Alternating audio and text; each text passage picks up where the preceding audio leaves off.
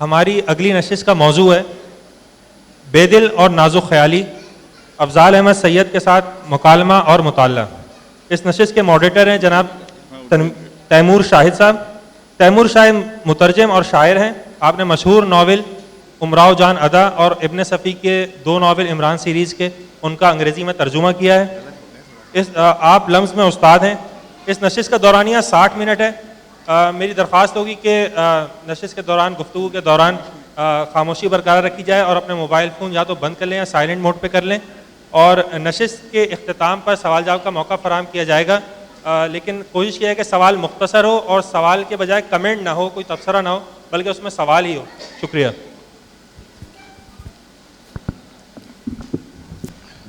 Thank you. Afzal Ahmad Syed sahab, جیسا کہ آپ زیادہ تر لوگ جانتے ہی ہوں گے، اردو کے among the living poets, I think he's the greatest living poet of Urdu and one of the greatest poets of Urdu that the language has ever produced.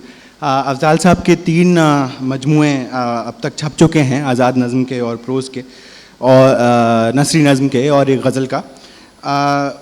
his collected works مٹی کی کان جو ہے وہ 2009 میں آج سے شائع ہوئی تھی، اور 2010 میں ویزلین یونیورسٹی پریس، جو کہ ایک بہت پریسٹیجیس پریس ہے امریکہ کا، اکیڈیمک پوئٹری پبلیکیشنز کا، انہوں نے ان کی نظمیں روکوکو اینڈ ادر ورلڈس کے نام سے شائع کی، جو مشرف علی فاروقی نے جن کا ترجمہ کیا تھا. افضال صاحب کی شاعری کے ترجمے جو ہیں وہ ہندی میں بھی 1992 میں اور بنگالی میں 2010 میں چھپ چکے ہیں، اور وہ خود ایک ترجمہ نگار بھی ہیں جو انگریزی اور فارسی سے ترجمے کرتے ہیں. اور ابھی ان کی تازہ کتاب میر کے فارسی کلام کا ترجمہ آکسفورڈ یونیورسٹی پریس نے شائع کیا ہے، جو نیچے سے آپ کو مل سکتا ہے. اس کے بارے میں بھی ہم تھوڑی سی گفتگو کریں گے. تو آج کا جو موضوع ہے، اب مجھے ہدایت شروع میں دی گئی تھی کہ انگریزی میں مکالمہ ہے، بعد میں پتہ چلا اردو میں ہے، تو I will switch between registers, so I hope you don't mind. تو عنوان جو ہے آج کا، بیدل اور نازک خیالی. نازک خیالی سے جو ذہن میں عموماً بات آتی ہے وہ کوئی عام سی نازک خیالی، جس کو انگریزی میں اگر ہم ترجمہ کریں گے سٹل ڈیلیکیسی آف تھاٹ. لیکن اردو شاعری میں اور فارسی شاعری میں it is a peculiar term which is used technically to refer to a certain kind of poetry, جس کے کچھ characteristics, it has a peculiar sort of register جس میں which has a lot of hyperbole, a lot of ambiguity, a lot of complexity and a lot of use of metaphors. لیکن metaphors تو ظاہر ہر شاعری میں استعمال ہوتے ہیں، استعارے. بٹ نازک خیالی، یا جس کو عام طور پہ سب کے ہندی بھی کہا جاتا ہے، سب کے ہندی کا ترجمہ انگریزی میں عموماً انڈین اسٹائل کیا جاتا ہے. لیکن اسٹائل جو ہے it's a difficult sort of term to translate, سبک جو ہے it's a difficult term to translate into style, کیونکہ انگریزی میں عموماً اسٹائل سے جو ہمارے ذہن میں خاکہ آتا ہے وہ یہ کہ کسی شاعر کی یا کسی لکھنے والے کی اپنی زبان لکھنے کا انداز. لیکن سب کے ہندی جو ہے it is more like the better word that is used in Persian is tarz, or a particular way of writing poetry. So that style, that Indian style, is not something that is only peculiar to one poet, or that is a particular way of writing poetry, a particular framework of writing poetry, a particular aesthetics, a particular use of language that anybody can write. In fact, a lot of Indian-style Persian poets were writing poetry in now present-day Iran and Afghanistan. So there is as such nothing Indian about the Indian style, or what is called Sabke Hindi.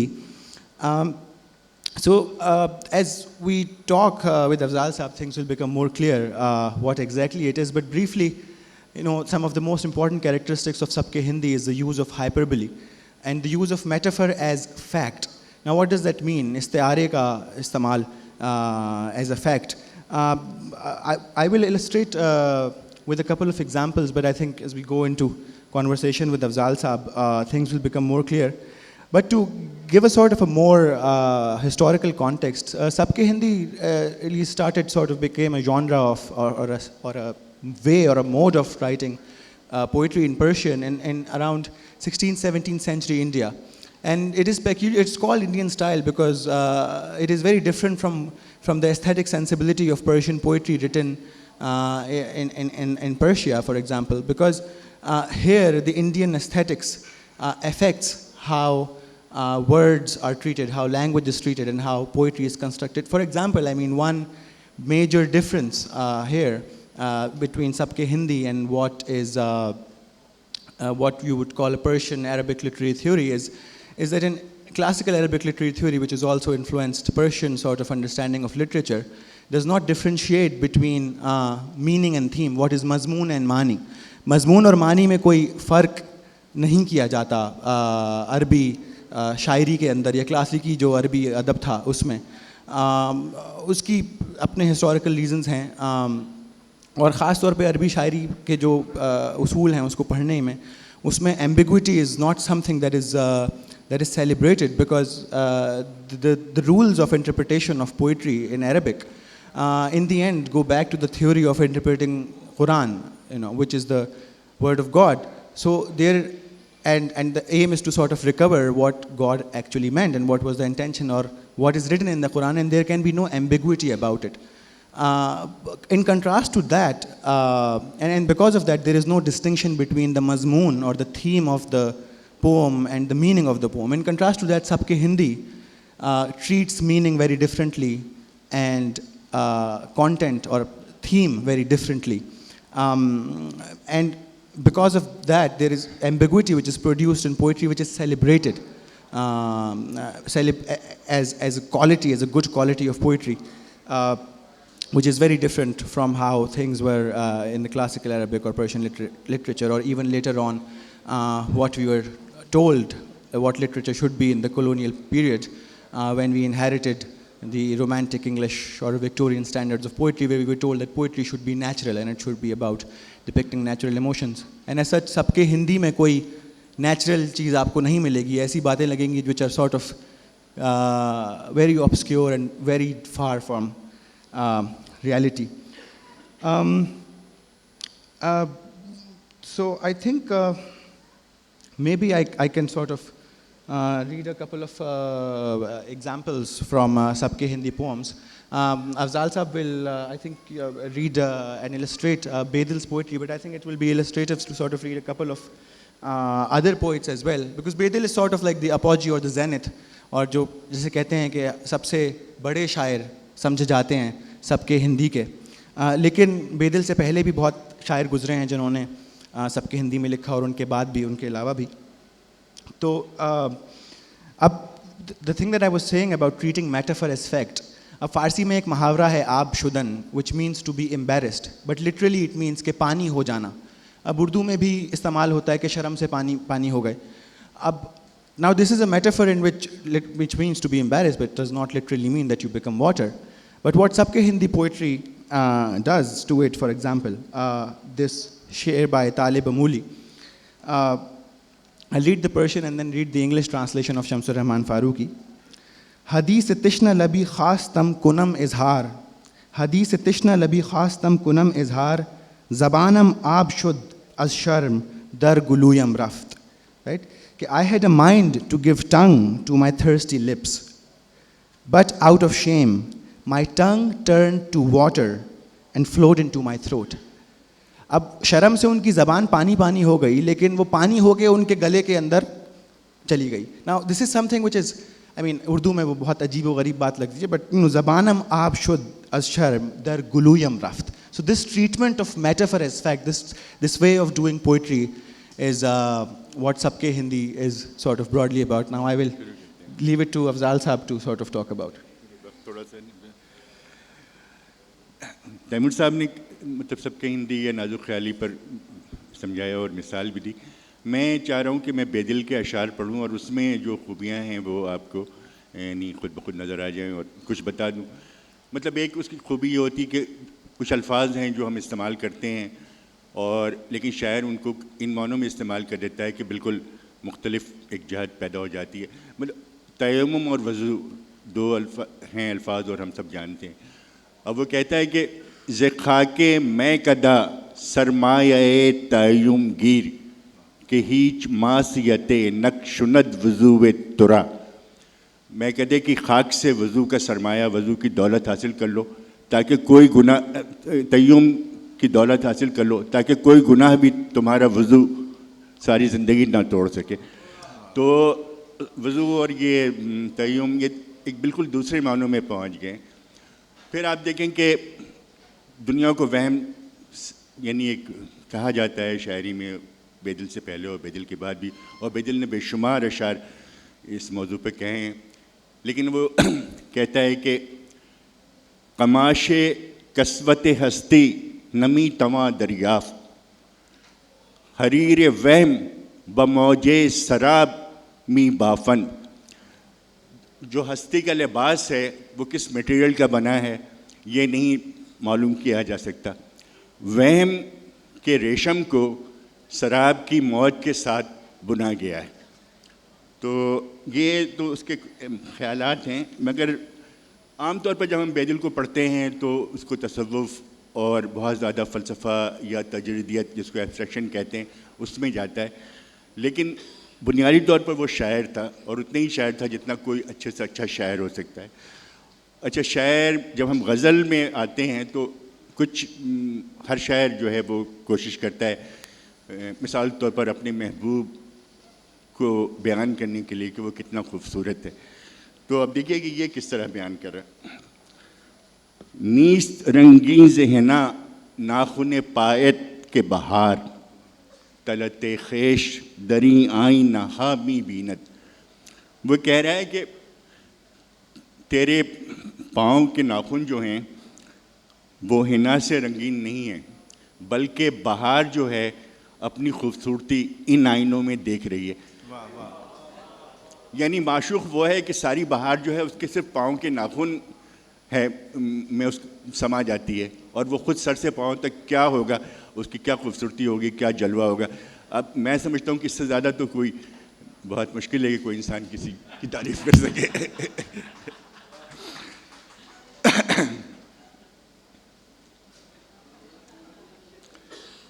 اب اور بھی عاشقانہ شعر میں اس کے کچھ دیکھتا ہوں کہ خاموشی عالم زہیا داشت سوالے, دادیم دل از دست تو نہ گفتیم جواب است. خاموشی عالم, ان لبوں کی خاموشی پر حیا سے ایک سوال تھا, ہم نے دل اپنے ہاتھ سے دے دیا اور یہ نہیں کہا کہ یہ تیرے سوال کا جواب ہے. کہتا ہے کہ وقت است کے بر بے کسی عشق بگریم این شعلہ ز خارو خس ما خاک نشین شد. وقت ہے کہ عشق کی بے کسی پر رویا جائے, یہ شعلہ جو ہے ہمارے خس و خاشاک میں دب کر سرد ہو گیا. عشق بہت بڑی دولت تھی عشق, لیکن ہم اس کو نہیں سنبھال سکے, ہم نے اس کو ضائع کر دیا, اور اس بات پر جو ہے جتنا بھی غم کیا جائے. کہتے ہیں کہ قاصد سواد نامہ عشاق نیستی, قاصد سواد نامہ عشاق نیستی, بردار مشت خاک زیرہ وہ جواب گیر. قاصد عاشقوں کے خط کا جواب جو ہے وہ فنا ہو جانا, فنا کا پیغام آنا ہے. تو تم ایسا کرو کہ راستے سے ایک مٹھی خاک لے آؤ, اٹھا لو اور وہ جواب میں لے آؤ, وہی جواب ہے. اب وہ آ جاتے ہیں ہم تھوڑا سا جہاں بہت زیادہ بیدل جو ہے تجریدیت پر جاتا ہے, اور مگر آپ دیکھیں گے کتنی داستان بنائی ہے انسان کی. قاصد عالم رازم کے دری عبرت گاہ, قاصد عالم رازم کے دری عبرت گاہ, نامہ گم کردہ خجالت بورود آمد ام. میں عالم راز کا قاصد ہوں اور اس عبرت گاہ یعنی دنیا میں بھیجا گیا ہوں, لیکن اس صورت میں کہ نامہ گم کردہ, جو پیغام میں لے کے آ رہا تھا وہ مجھ سے کھو گیا ہے اور میں اپنے آنے کی شرمندگی میں مبتلا ہوں. کہتا ہے کہ بیدل خلف سلسلہ عبرت امکان جز مرگ چه از ارث پدر داشتہ باشد. تو یہ جو سلسلہ ہے دنیا کا یہ عبرت امکان ہے. تو اس خاندان میں جو بھی پیدا ہوا, جو بھی آدم کی اولاد ہے, اس نے باپ سے موت کے علاوہ اور کچھ بھی ورثے میں نہیں پایا.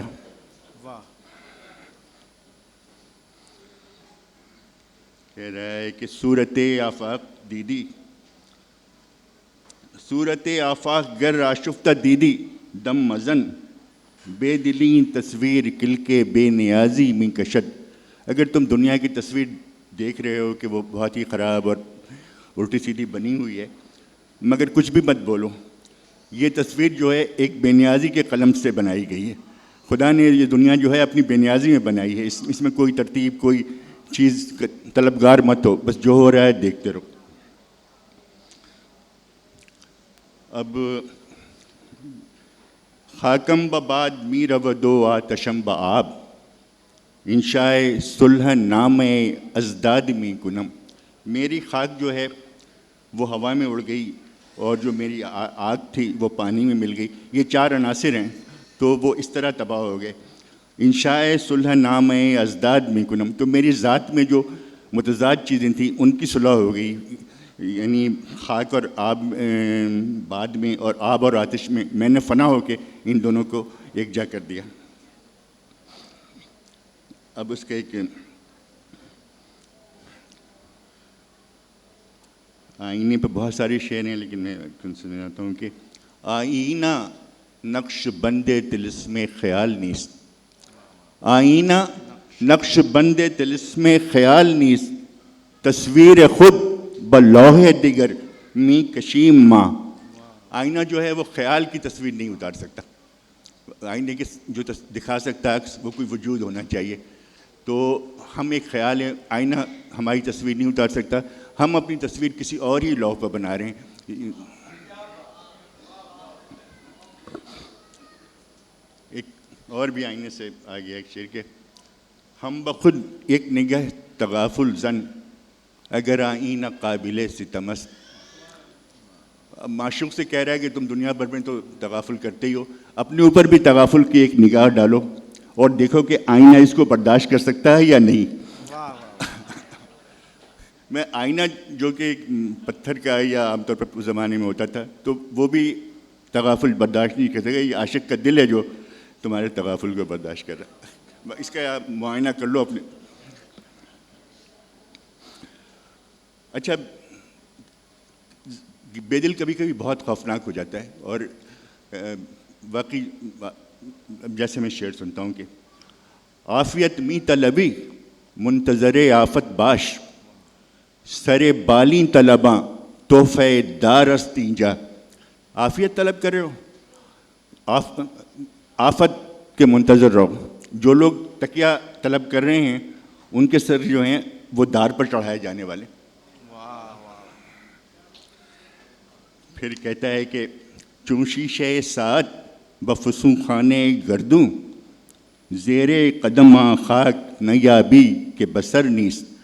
شیشہ سعد آور گلاس جو ہوتا ہے اور جو الٹ دیا جاتا ہے وقت ختم ہونے کے بعد. چون شیشہ سعد بفسوں خانے گردوں، تو آسمان کے عجائب گھر میں شیشہ سعد کی طرح زیر قدم خاک نیابی کے بسر نیست، پیروں کے نیچے وہ خاک تمہیں نہیں ملے گی جو ایک دن تمہارے سر پر نہیں آئے گی.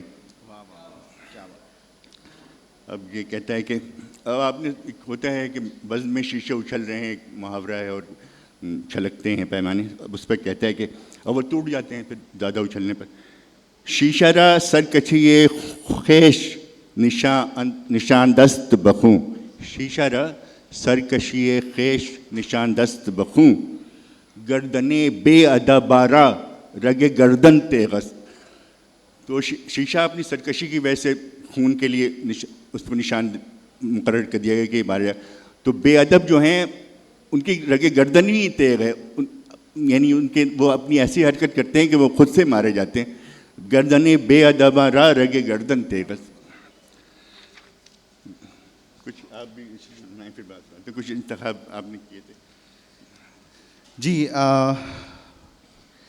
میں نے تو I wanted to illustrate sort of complexity. تو اکثر آپ نے جو شعر پڑھے کافی عاشق والے یا عاشقانہ شعر، جو بھی آپ the love poetry that is usually found in Persian, but also سب کے ہندی میں اکثر جو شاعری آپ کو ملے گی اس میں it will seem like very philosophical, and it is actually philosophical, and it will be dealing with questions like use of language, and one of the sort of illustrative shares that I thought would illustrate that. I mean, the use of language and اور خاموشی silence کے اوپر جو ہے. Again یہ ربائی ہے بیدل کی, اور پہلے میں وہ پڑھوں گا, پھر اس کے بعد فاروقی صاحب کا ترجمہ. ساز وحشت حقیقت ساکن نیست, ظاہر ہر چند پر زند باطن نیست, گوہر دو جہاں بے گفتگو خوں گردد, حرفے کہ بے خاموشی رسد ممکن نیست. The nature of madness is not a static reality. The apparent may fly ever so high, but it can never be the unapparent. Even if the two worlds talked away, until they turn to blood, the speech that attains the level of silence would be impossible. So for Bedil and sabke Hindi poets, particularly for Bedil, the most sort of powerful poetry is actually silence itself. And that is possible only when the poet has pushed the limits of language and the poet has explored whatever language can do.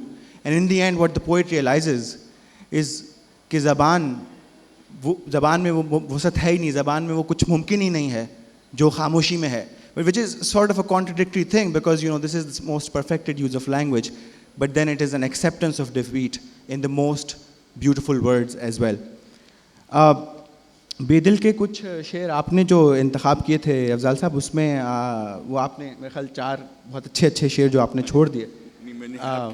اچھا چلیں میں پڑھتا ہوں.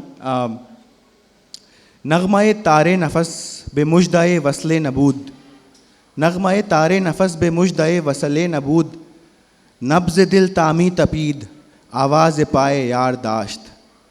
کہ تارے نفس جو سانس کا نغمہ ہے وہ وصل کی خوشخبری کے بغیر ممکن نہیں ہے.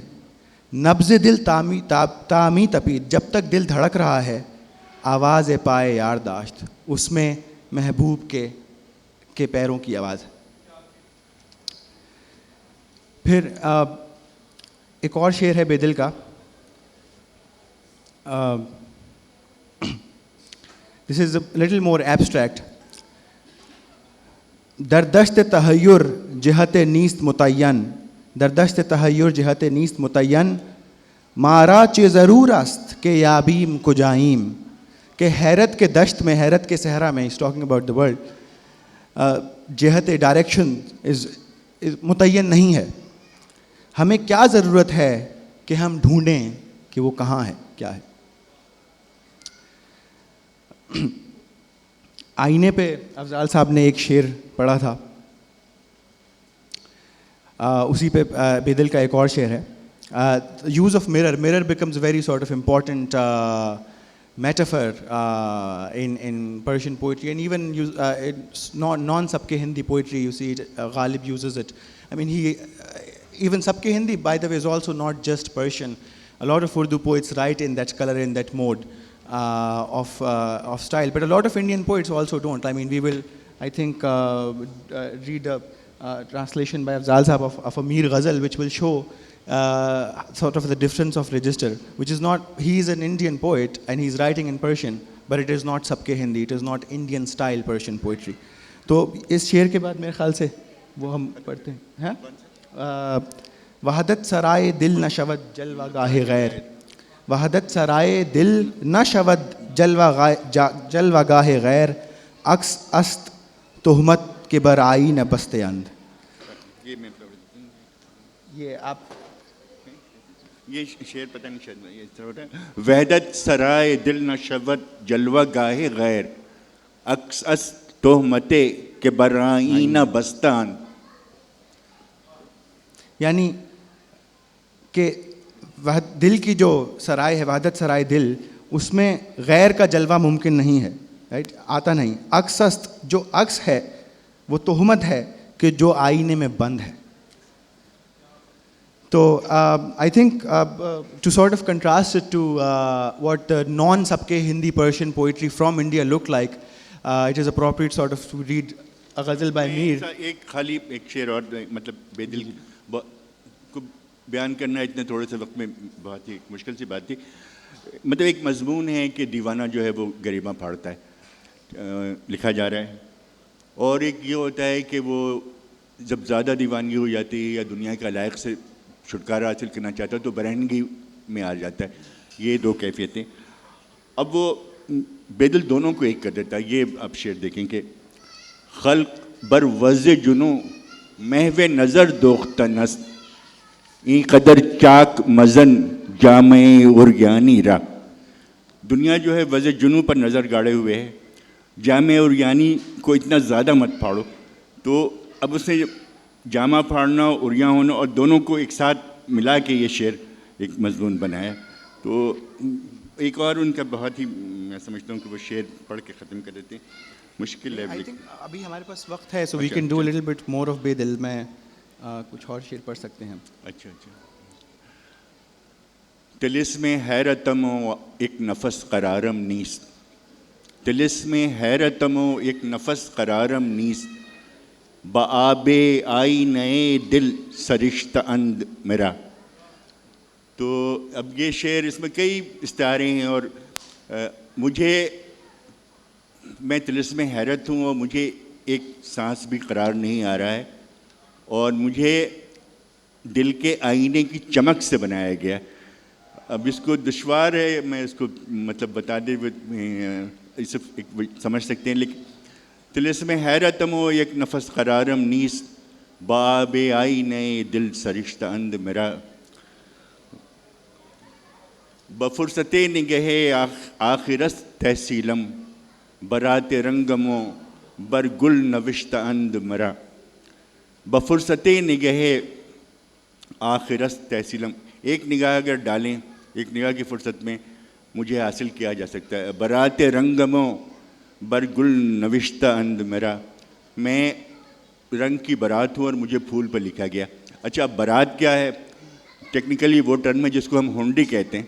جب آپ دکھاتے ہیں تو وہ آپ کو وہ چیز مل جاتی ہے. تو بیدل کو جو اس کی شاعری میں اتنے رنگ ہیں, اتنی خوبیاں ہیں اور بہت کچھ ہے سوچنے کو, تو وہ اگر آپ یہ اس پر نگاہ ڈالیں اور سرسری نہیں ڈالیں تو آپ کو وہ ساری رنگ, ساری خوبیاں آپ تک پہنچ جائیں گی, حاصل کر سکتے ہیں. اسے ظاہر پڑھ کے ہی حاصل کر سکتے ہیں. میرے خیال سے میں بیدل کا ایک اور دو شعر آپ کی ترجمے پڑھتا ہوں, اس کے بعد پھر اب میر کچھ پڑھیں گے, پھر کچھ آپ کی شاعری. سو عالم از خاکستر ماں موج ساغر می زند, عالم از خاکستر ماں موج ساغر می زند, چشم مخمورے کے مارا این قدر مستانے سوخت. دنیا کے ساغر میں ہماری خاکستر سے موجیں اٹھ رہی ہیں, دنیا کے ساغر میں ہماری خاکستر سے موجیں اٹھ رہی ہیں, کس کی مخمور آنکھوں نے ہمیں اس قدر مستی سے جلایا ہے. ایک اور شعر ہے بیدل کا. بے قبول آنکف نازنی کے کند شفاعت خون من, بے قبول آنکف نازنی کے کند شفاعت خون من, در صبر می زنم آن قدر کے بہار رنگ حنا رسد. میرے خون کو شرف قبولیت بخشنے کی اس کف نازنی سے سفارش کون کرتا, صبر کا دروازہ اس قدر پیٹتا ہوں کہ رنگ حنا کی بہار آ پہنچتی ہے. اس کو for those who don't understand Urdu or Persian, Musharraf Ali Farooqi has a beautiful rendition of this verse. Who will beseech those beautiful and delicate hands to shed my blood? Who will beseech those beautiful and delicate hands to shed my blood? I knocked on the door of patience till a spring of henna's color arrived. I think کچھ میر کے فارسی کلام سے کچھ پڑھا جائے. یہ میر کا فارسی کلام جو افضال صاحب نے ترجمہ کیا ہے, ابھی او یو پی سے چھپا ہے. ایک غزل ہے جو افضال صاحب آپ میں پڑھوں؟ اچھا چلیں پڑھیں بالکل. میں کچھ اور بھی پڑھنا چاہتا ہوں. چلیں آپ کچھ اور پڑھ دیجیے گا, میں پڑھ لیتا ہوں. وارف تگاں ز کوئے تو ہر گاہ می روند, جامی دہند ہر قدم وراہ می روند, وارفتگان تیرے کوچے سے جب گزرتے ہیں، ہر قدم پر جان دیتے ہیں اور راستہ چلتے ہیں. ناچار ہر سحر ز درت بے کسان عشق، دردیدہ ہا سرشق و بے لب آہ می روند. ناچار ہر صبح تیرے دروازے سے عشق کے بے کس آنکھوں میں آنسو اور لب پر آہ کے ساتھ چلے جاتے ہیں. ما خود فقط بزلف و زنخ مبتلا نعیم، ما خود فقط بزلف و زنخ مبتلا نعیم، خوباں بری سمان تو در چاہ می روند. فقط ہم خود ہی زلف اور زنخ میں مبتلا نہیں ہیں. تھوڑی زنخ جو ہے تھوڑی کو کہتے ہیں. فقط ہم خود ہی زلف اور زنخ میں مبتلا نہیں ہیں، خوباں بھی تیری رسی سے کنویں میں چلے جاتے ہیں.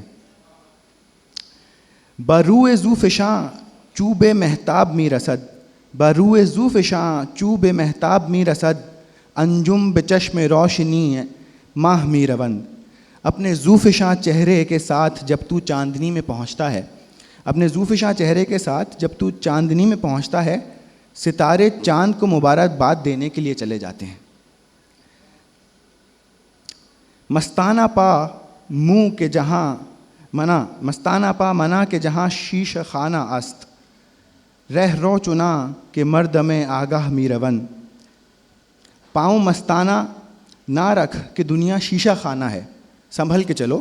پاؤں مستانہ نہ رکھ کہ دنیا شیشہ خانہ ہے، اس طرح راستہ چل جیسے آگاہ لوگ چلتے ہیں. افتادگان عشق بے تحریک اشتیاق، افتادگان عشق بے تحریک اشتیاق، بکوہ درد و غم چو پرے کاہ می روند. عشق کے ناتواں شوق کے اکسانے پر، عشق کے ناتواں شوق کے اکسانے پر درد و غم کا پہاڑ اٹھائے تنکے کی طرح اڑے جاتے ہیں. اور مقطع ہے: اے میر غفلت از سفر مرگ خوب نیست، اے میر غفلت از سفر مرگ خوب نیست، یاراں و دوستاں ہمیں ناگاہ می روند. اے میر، موت کے سفر سے غفلت اچھی نہیں ہے، یار دوست سبھی اچانک چلے جاتے ہیں. تو you must have noticed, it's difficult to sort of articulate immediately, but the way Mir speaks in Persian is very different from what Bedil is doing with language and what Bedil is doing with metaphors. I will leave the rest to Afzal Sahab. Afzal Sahab کچھ اور اس بارے میں اور کچھ اور پڑھنا چاہے تو. صرف میں یہ کہوں گا کہ یہ میر کی غزل جو ابھی تیمور نے پڑھی، اس کے مضامین اور یہ بالکل وہی تقریباً ہے جو کہ میر کا پورا اردو میں جس طرح کے میر شاعر ہیں وہ آتی ہے. لیکن جب وہ فارسی میں لکھ رہے تھے تو کچھ ایک زبان کا بھی ہوتا ہے میرا خیال ہے اثر، جو کچھ ایسے خیالات ہیں جو اردو میں شاید نہیں آ سکے تھے یا اس انداز میں بیان نہیں ہو سکے تھے. میر کی ایک بات کہہ دوں کہ وہ بڑی مستند فارسی لکھ رہے تھے، اس میں بامحاورہ فارسی لکھ رہے تھے شاید ایک دانستہ کوشش کے تحت، اور وہ ایک سادہ بیانی ہے، اس طرح کے ایبسٹریکشن میر کے پاس نہیں ہے. می خواستم پیالہ دلے شب چو آفتاب، اے پیر میں کدہ کرامات کر دئی. می خواستم پیالہ دلے شب چو آفتاب، آدھی رات کو میں نے آفتاب جیسا ایک پیالہ طلب کیا. اے پیر میں فروش کرامات کر دئی، اور اے میں فروش، تم پیر میں فروش، اس نے وہ اس کو شراب پہنچا دی، اور یعنی ایک رات کو سورج نکل آیا دل شب کو، کرامات کر دی. زاہد فتد بدست کساں گوہر مراد، من گریہ کردم تو مناجات کر دی. زاہد وہ گوہر مراد کس کے ہاتھ آتا ہے؟ دیکھیں، میں رو رہا ہوں اور تو مناجات کر رہا ہے. اچھا، اب یہ دیکھیں کہ مردم ز رشک آں کے غمِ بے شمار خیش، مردم برش کے آں کے غمِ بے شمار خیش، در احتضار پیش تو ایک ایک شمرد و مرد.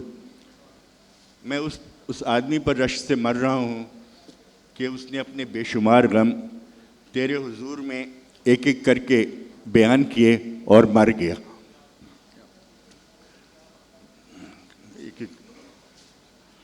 الصبح، اب یہ بالکل اردو والا انداز ہے. الصبح شور میر بگوشم نمی رسد، شاید کہ عہد نالا ببلبل सपुर दुमुर्द।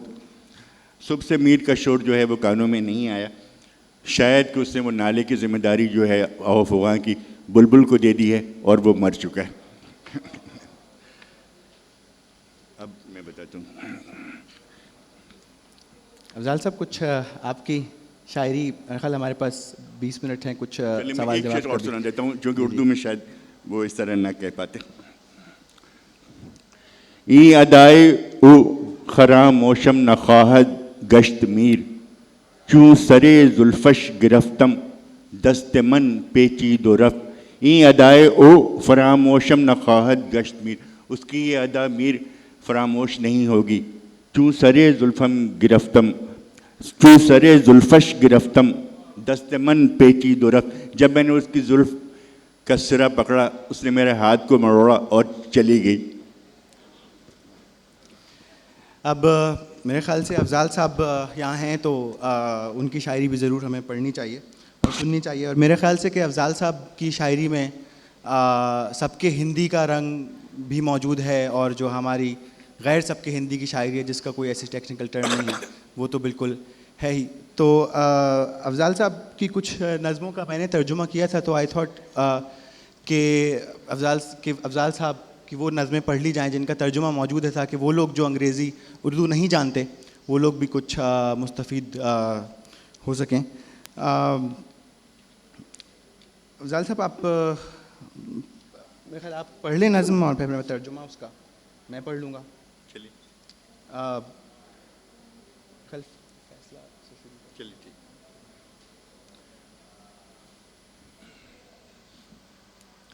चलिए जनाब, अब मेरी बारी आ गई। फैसला इस नज़म का नाम। रेडियोलॉजिस्ट उन एक्सरों को पढ़ रही है जिन पर मेरी गुज़िश्ता नज़म की तारीख़ पड़ी।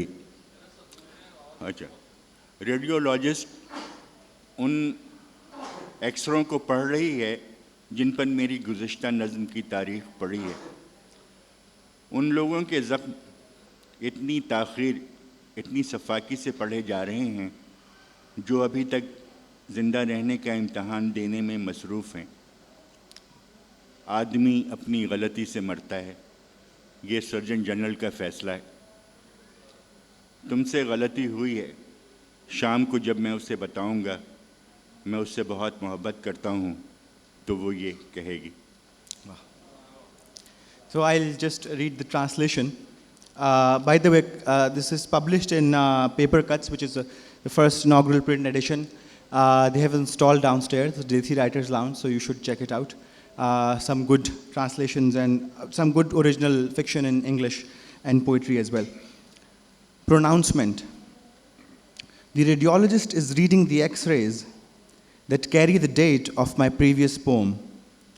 Wounds of people who are busy braving the trial of life are being read with terrible delay and ruthlessness. Man dies of his own mistake. This is the Surgeon General's pronouncement. You have made a mistake. That is what she will say when I tell her in the evening, I love her. The reason I chose this poem, I really love Afzal Saab's most of his poetry, but I think this illustrates well the sort of question when we're talking about the use of metaphor as fact. अब आदमी अपनी गलती से मरता है, this is not a literal statement, this is sort of, he's using it as a metaphor. एक आम कहावत है जो कही जाती है. अब यहाँ पर what Afzal Saab, the way he treats it with is, I sense that there is sort of that the color of Sabke Hindi is here, because the Surgeon General, who is supposed to be to give precise statements, and this is a hospital situation, and who is supposed to read the X-ray and make precise scientific factual statements, he makes this metaphoric statements by which it becomes a fact, right? The man dies of his own mistake. Aadmi apni ghalti se marta hai, which is literally not true, but by the fact that it is uttered by the Surgeon General, who is only supposed to utter factual statements in this hospital situation, it becomes fact. And then that fact, sort of this metaphor which turns into fact, does something to the poem and that fact is again turned to a metaphor back when the beloved, says, you have made a mistake, तुमसे गलती हुई है. ये भी एक आम सा जुमला है जो कहा जाता है. But then it is a metaphor which is turned from a fact, which is turned from a metaphor itself. So this sort of complexity is a very sort of sabke Hindi trait, which I think is beautifully used here, and it is complex and yet simple at the same time. This you will see in a lot of Afzal Saab's poetry, but that is not the only thing that you will see. I mean, there are many more beautiful things happening there. मेरे ख्याल से अफजाल साहब ने कल ही red एक नज़्म उन्होंने मुशायरे में पढ़ी थी, अगर तुम तक मेरी आवाज़ नहीं पहुंच रही. तो आई थिंक इट्स अगेन वो ही हम अगर दोबारा अफजाल साहब आप पढ़ दें तो उस पर फिर थोड़ी सी बात कर लें. 128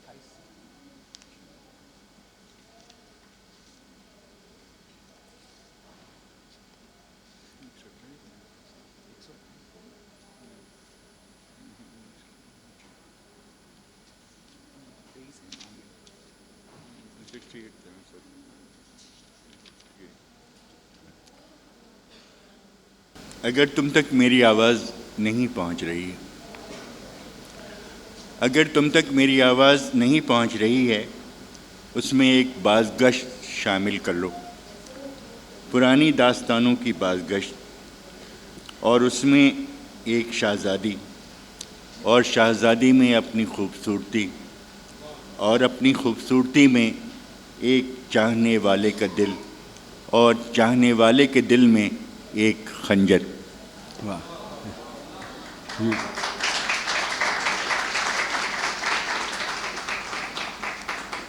I'll butcher this again in my translation, so just to sort of facilitate the discussion for people who don't understand Urdu. So if my voice is not reaching you, that's the title. If my voice is not reaching you, add to it an echo of ancient tales, and to that a princess, and to the princess your beauty, and to your beauty a lover's heart, and in the lover's heart a dagger. Now these layers that are happening here, agar tum tak meri awaaz nahi pahunchi. Now awaaz, it's nothing sort of physical, right? But that's what it in the end turns into slowly. आवाज़ में एक बाज़गश शामिल होती है. I mean, an echo, which is again a very abstract thing, and then that echo becomes more concrete by adding a princess to it. उसमें शहज़ादी शामिल हो जाती है. शहज़ादी is something sort of palpable, a real person. और शहज़ादी में अपनी खूबसूरती, महबूब की खूबसूरती, and which is again sort of an abstract thing. So this sort of complex, and to that beauty, a lover's heart. This sort of play with abstract into fact, and then fact into abstract, and then abstract into fact again, because a heart is both a real thing and a metaphor in Urdu poetry. And this sort of stab that you feel in the end of a real dagger, right? Or ek khanjar, sort of. So this is the kind of, I think this is something that you don't really see in classical ghazal, for example, this sort of wordplay, but only a sensibility that you see more in Sabke Hindi, in a little bit of Bedil that we did, or in Syed, Tabrezi, or in other Sabke Hindi masters. मेरे ख्याल अब ज़्यादा discussion नहीं करते. अफजाल साहब से एक और कुछ नज़में सुन लेते हैं, उसके बाद फिर then we will open it to questions. I will not butcher any more of his beautiful poetry. Afzal साहब कुछ और एक दो चीज़ें अगर आप हमारा कौमी गज़ल, बिल्कुल गज़ल सुना. गज़ल तो फिर मुश्किल हो जाएगी वैसे गज़ल में. चल समझते हैं तो एक नज़म कौन सी बल्कि है या तो ये कोई मामूली बात नहीं. हाँ वही सुनाते हैं. ये कोई बात नहीं. ये है सफ़ा 64.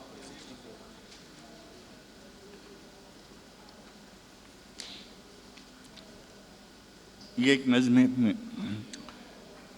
ये कोई गैर मामूली बात नहीं, ये कोई गैर मामूली बात नहीं कि मेरी तलाशी ली गई और मेरे दिल को छीन लिया गया, और न ये कि मुझे बाहर निकालने के लिए मेरे घर को आग लगा दी गई, और न ये کہ کتے پکڑنے کی قینچی میری کمر میں پھنسا کر مجھے ٹرک میں ڈال دیا گیا، اور نہ یہ کہ جلتے ہوئے کوئلے کو اپنی مٹھی میں چھپا کر میں نے پوچھا میرے ہاتھ میں کیا ہے، اور تم کوئی جواب نہیں دے سکیں۔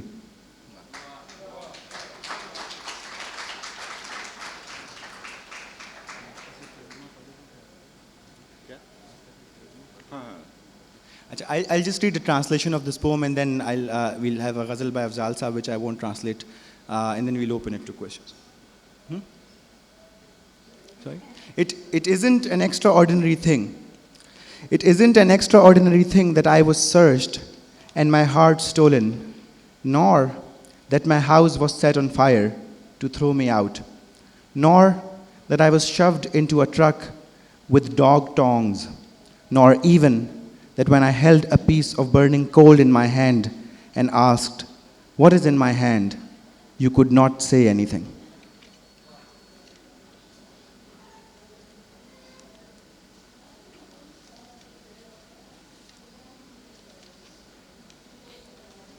چلیں آپ کی غزل سناتا ہوں، پہلی جو غزل دیوانی۔ صحاب سبز نہ طاؤس نیلمی لایا، صحاب سبز نہ طاؤس نیلمی لایا، وہ شخص لوٹ کے ایک اور سرزمیں لایا۔ واہ واہ واہ۔ عطا اسی کی ہے یہ شہد و شور کی توفیق، عطا اسی کی ہے یہ شہد و شور کی توفیق، وہی گلیم میں یہ نانے بے جویں لایا، اسی کی چاپ ہے اکھڑے ہوئے کھڑنجے پر، وہ خشت و خواب کو بیرون از کمی لایا۔ وہ پیشے برش شمشیر بھی گواہی میں، کف بلند میں ایک شاخ یاسمی لایا۔ کتاب خاک پڑھی زلزلے کی رات اس نے، شگفت گل کے زمانے میں وہ یقین لایا۔ کتاب خاک پڑھی زلزلے کی رات اس نے، شگفت گل کے زمانے میں وہ یقین لایا۔ ایک اور سناتا ہوں۔ گرا تو گر کے سرے خاک ابتذال لایا، گرا تو گر کے سرے خاک ابتذال لایا، میں تیغے تیز تھا لیکن مجھے زوال آیا۔ عجب ہوا کہ ستارہ شناس سے مل کر، عجب ہوا کہ ستارہ شناس سے مل کر، شکست انجم نوخیز کا خیال آیا۔ میں خاک سرد پہ سویا تو میرے پہلو میں، پھر ایک خواب شکست آئینہ مثال آیا۔ کمان شاخ سے گل کس ہدف کو جاتے ہیں، کمان شاخ سے گل کس ہدف کو جاتے ہیں، نشیب خاک میں جا کے مجھے خیال آیا۔ یہی ہے وصل دل کم معاملہ کے لیے، یہی ہے وصل دل کم معاملہ کے لیے، کہ آئینے میں وہ خورشید خد و خال آیا۔ واہ واہ واہ۔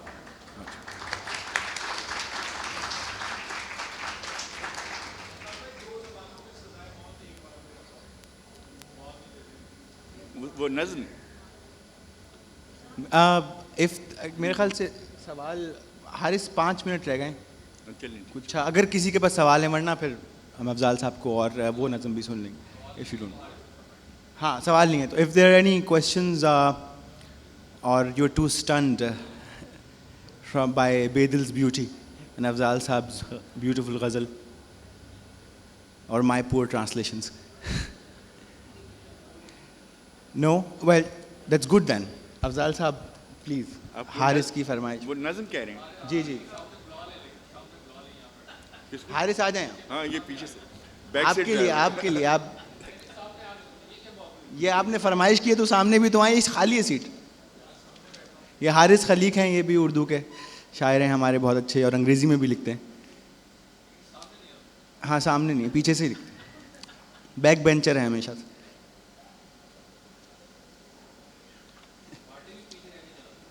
بالکل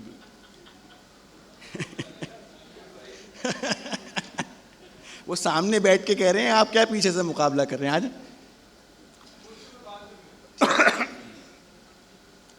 دو زبانوں میں سزائے موت.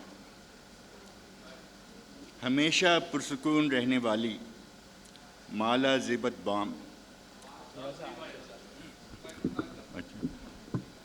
ہمیشہ پرسکون رہنے والی مالا زیبت بام کیمپ گارڈز کے درمیان سے نکل گئی, اس کے ساتھ ایڈورڈ بھی جو اس پر عاشق تھا. مجھے ہاتھ مت لگاؤ. پھر سے گرفتار ہونے پر اس نے کہا. ہاتھ گاڑی میں ڈال کر اس کا جسم دور تک لے جایا گیا. بچ نکلنے کے باوجود ایڈورڈ اس دن واپس آ گیا. اسے 2 زبانوں میں سزائے موت دی گئی. کیوں؟ افضال صاحب ابھی وقت ہے میرے خیال میں بھی ایک فرمائش کر دوں. اور بھی کوئی فرمائشیں ہیں تو بتائیے. افضال صاحب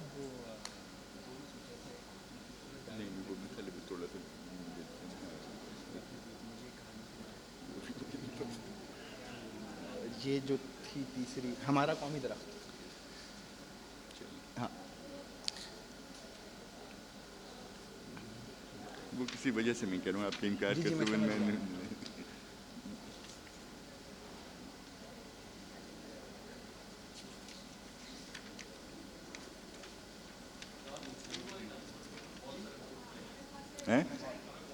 یہ بہت بار میں سنا چکا ہوں. ابھی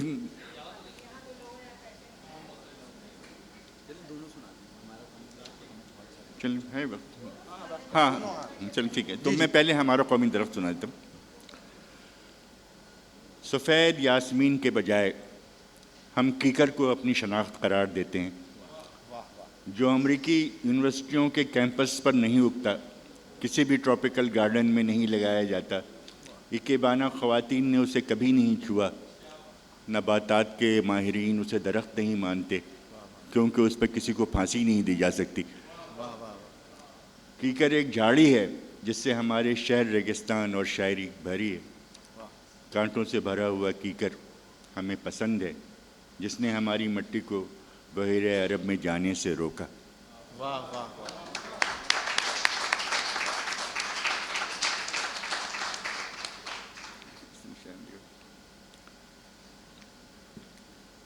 آخری ہمیں بہت سارے پھول چاہیے. ہمیں بہت سارے پھول چاہیے مارے جانے والے لوگوں کے قدموں میں. ہمیں بہت سارے پھول چاہیے مارے جانے والے لوگوں کے قدموں میں رکھنے کے لیے. ہمیں بہت سارے پھول چاہیے بوریوں میں پائی جانے والی لاشوں کے چہرے ڈھانکنے کے لیے. ایک پوری سالانہ پھولوں کی نمائش عیدی سرد خانے میں محفوظ کر لینی چاہیے. نامزد مرنے والوں کی پولیس قبرستان میں کھدی قبروں کے پاس رکھنے کے لیے. خوبصورت بالکنی میں اگنے والے پھولوں کا ایک گچھا چاہیے بس اسٹاپ کے سامنے گولی لگ کر مرنے والی عورت کے لیے. آسمانی نیلے پھول چاہیے یلو کیب میں ہمیشہ کی نیند سوئے ہوئے 2 نوجوانوں کو گدگدانے کے لیے. ہمیں خشک پھول چاہیے مسح کیے ہوئے جسم کو سجا کر اصلی صورت میں واپس لانے کے لیے. ہمیں بہت سارے پھول چاہیے ان زخمیوں کے لیے جو ان اسپتالوں میں پڑے ہیں جہاں جاپانی یا کسی اور طرح کے راک گارڈنز نہیں ہیں. ہمیں بہت سارے پھول چاہیے کیونکہ ان میں سے آدھے مر جائیں گے. ہمیں رات کو کھلنے والے پھولوں کا ایک جنگل چاہیے ان لوگوں کے لیے جو فائرنگ کی وجہ سے نہیں سو سکے. ہمیں بہت سارے پھول چاہیے بہت سارے افسردہ لوگوں کے لیے. ہمیں گمنام پھول چاہیے بے ستر کی گئی ایک لڑکی کو ڈھانپنے کے لیے. ہمیں بہت سارے پھول چاہیے ہمیں بہت سارے پھول چاہیے بہت ساری بیلوں پر لگے جس سے ہم اس پورے شہر کو چھپانے کی کوشش کر سکیں.